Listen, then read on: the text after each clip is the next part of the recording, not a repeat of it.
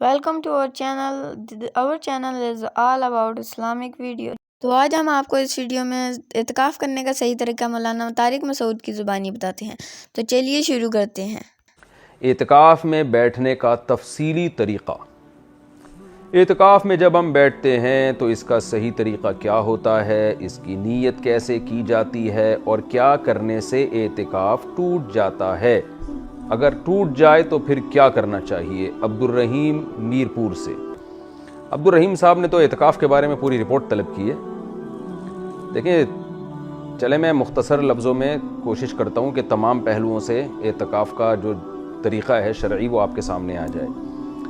طریقہ یہ ہے کہ آپ رمضان کے 20 تاریخ کو، جس دن 20واں روزہ ہونا، اس دن آپ سورج غروب ہونے سے پہلے آپ مسجد میں پہنچ جائیں. یعنی 20 رمضان کو آپ سورج غروب ہونے سے پہلے 20ویں روزے کو سورج غروب کا مطلب اذان نہیں ہے، اذانیں سورج غروب ہونے کے اکثر بعد میں ہوتی ہیں. تو آپ ٹائم دیکھ لیں، جو نقشے آ رہے ہیں کہ آپ جس کنٹری میں ہیں اس میں سورج کے غروب ہونے کا ٹائم کیا ہے. تو آپ اس جیسے لکھا ہوا ہے کہیں شام کو 7:05 فار ایگزامپل، جیسے آج کل کراچی میں میرے خیال ہے 6:35 یا 40 چل رہا ہے. تو 6:35 پر اگر سورج غروب ہونے کا ٹائم ہے تو آپ نے 6:35 سے پہلے مسجد میں تشریف لے جانا ہے. وہاں لے جا کے آپ نے دل میں نیت کرنی ہے کہ میں اعتکاف کے لیے آیا ہوں. سنت اعتکاف جو آپ صلی اللہ علیہ وسلم رمضان کے آخری عشرے میں کیا کرتے ہیں، بس دل میں نیت ہو کہ میں اس نیت سے آیا ہوں، بس یہ نیت کافی ہے. اس کے بعد آپ نے کیا کرنا ہے کہ جب تک عید کا چاند نظر نہیں آ جاتا، اعلان نہیں ہو جاتا، آپ نے کسی بھی شرعی عذر کے بغیر مسجد سے باہر نکلنا نہیں ہے.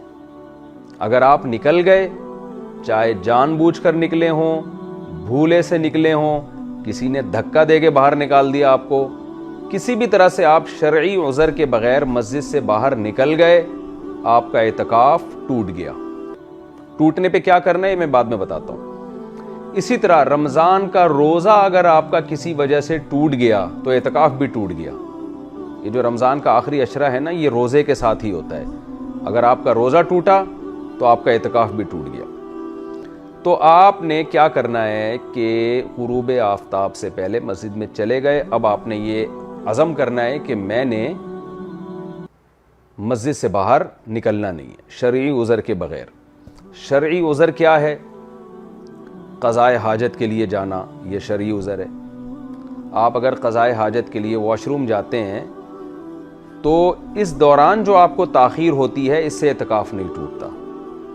مثال کے طور پر آپ کو واش روم جانا ہے، آپ مسجد سے باہر نکلے، چلتے چلتے آپ واش روم کی طرف جائیں، درمیان میں رکیں نہیں. آپ اگر آپ رک گئے، ٹھہر گئے، موبائل دیکھنے لگے، آپ کا اعتکاف ٹوٹ گیا.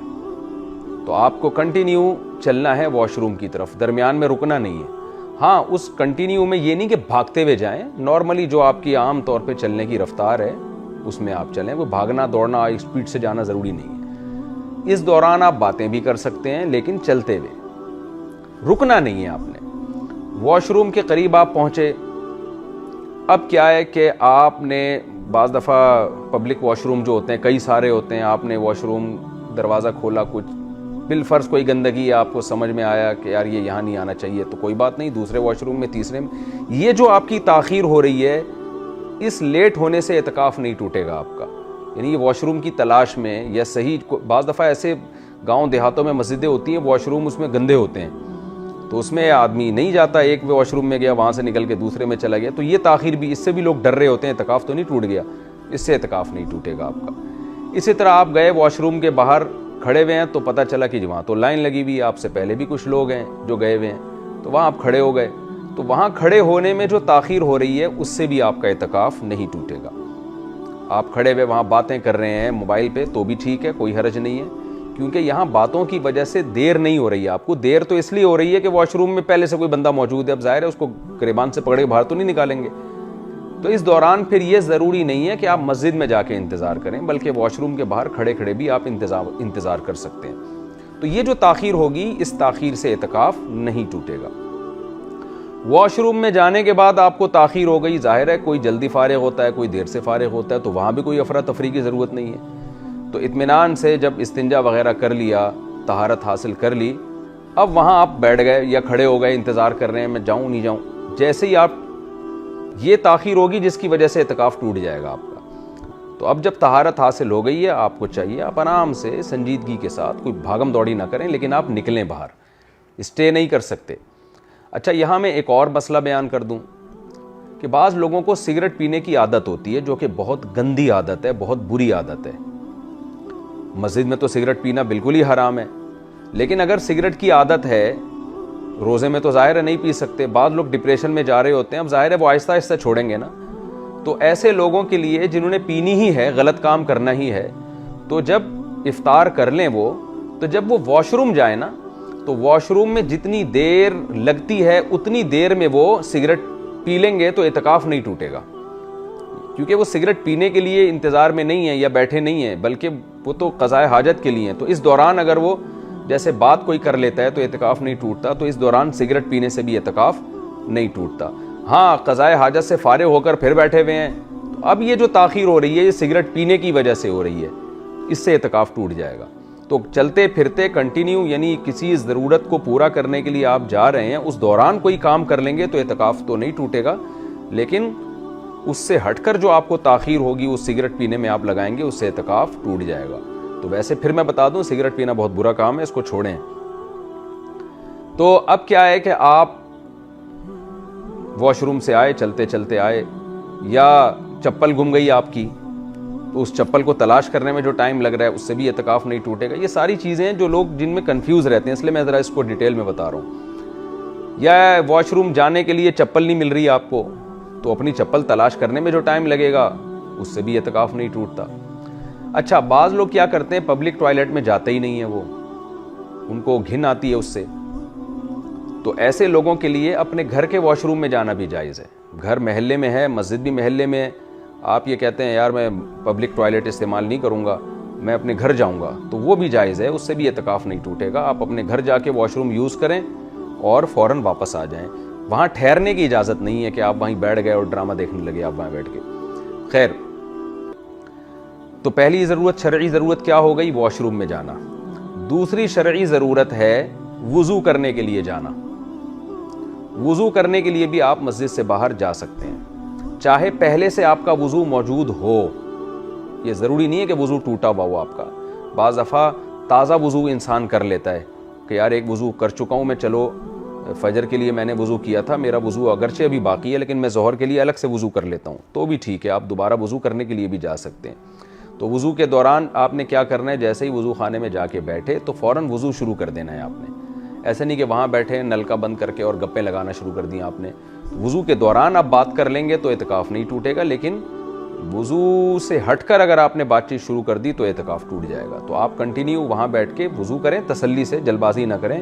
وضو کے دوران آپ اگر مسواک کر لیتے ہیں یا ٹوتھ پیسٹ، ٹوتھ برش کر لیتے ہیں تو وہ بھی جائز ہے. اسپیشل ٹوتھ برش کرنے کے لیے اگر مسجد سے باہر نکلیں گے تو وضو، اعتکاف ٹوٹ جائے گا، خوب سمجھ لیں. لیکن آپ گئے ہیں وضو کرنے کے لیے اور وضو ہی کی نیت سے دانت صاف کرتے ہیں، چاہے مسواک سے کرتے ہیں یا ٹوتھ برش، ٹوتھ پیسٹ سے کرتے ہیں، تو وضو کے دوران جو آپ ٹوتھ پیسٹ یا برش کریں گے اس سے اعتکاف نہیں ٹوٹے گا آپ کا. وضو کر لیا آپ نے، وضو کے فوراً بعد آپ فوراً مسجد میں آ جائیں. وضو کی کوئی دعا، جیسے کلمہ شہادت پڑھا جاتا ہے نا، آسمان کی طرف لوگ رخ کرتے ہیں، اصل میں تو یہ کہ کلمہ شہادت پڑھا جائے وضو کے بعد، تو وہ آپ مسجد میں آنے کے بعد پڑھیں، وہیں کھڑے ہو کے نہ پڑھیں آپ.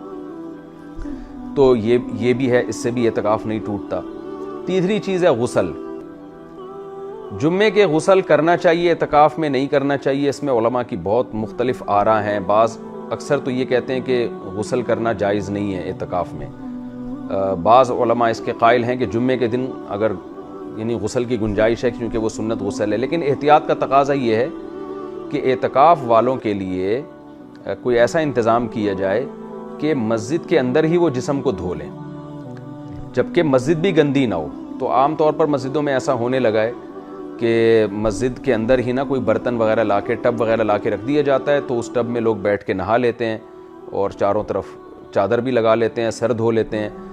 سر دھونا تو ویسے ہی بہت آسان ہے کہ مسجد کے باہر جو ہے وہ بیسن لگا ہو، واش بیسن، تو آپ مسجد کے اندر رہیں اور سر آگے کر کے سر صابن سے دھو لیں، اس میں شیمپو سے، صابن سے، جس سے آپ کو عادت ہے۔ تو مسجد کے اندر رہتے رہتے بھی اس طرح سے، تو احتیاط اسی میں ہے کہ اعتکاف کے دوران غسل نہ کیا جائے۔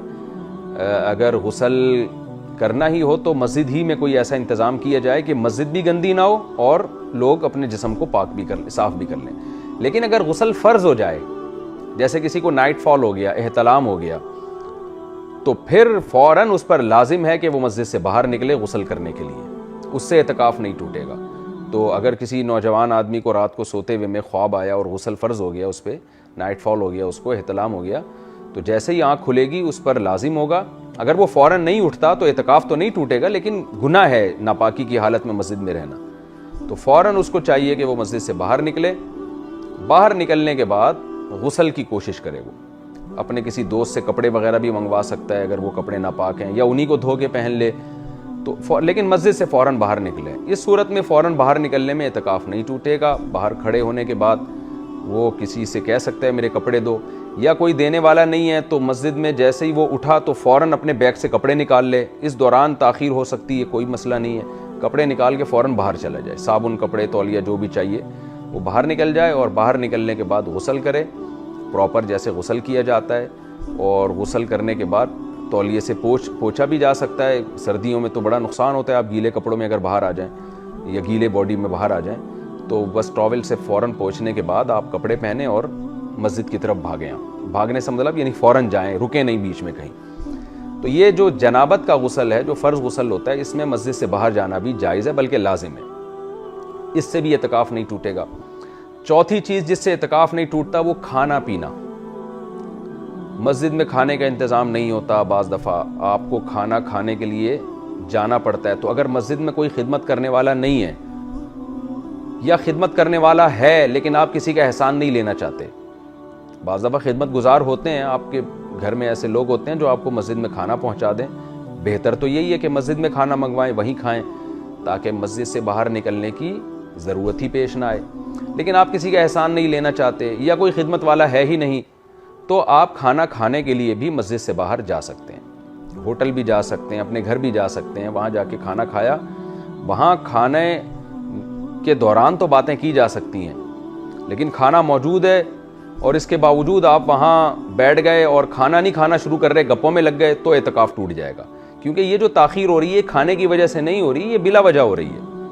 تو کھانا کھانے کے لیے آپ جا سکتے ہیں، کھانا کھائیں، اور آپ گئے کھانا کھانے کے لیے، پتہ چلا کھانا تیار ہونے میں 2 منٹ باقی ہیں، تو 2 منٹ انتظار بھی کیا جا سکتا ہے، لیکن پہلے سے ہی چلے جانا جبکہ پتہ ہے کہ کھانا نہیں پکا ہوگا، پکنے میں آدھا گھنٹہ ہے، اور آپ آدھا گھنٹہ پہلے جا کے بیٹھ گئے، تو اعتکاف ٹوٹ جائے گا، کیونکہ یہ غیر ضروری تاخیر ہے۔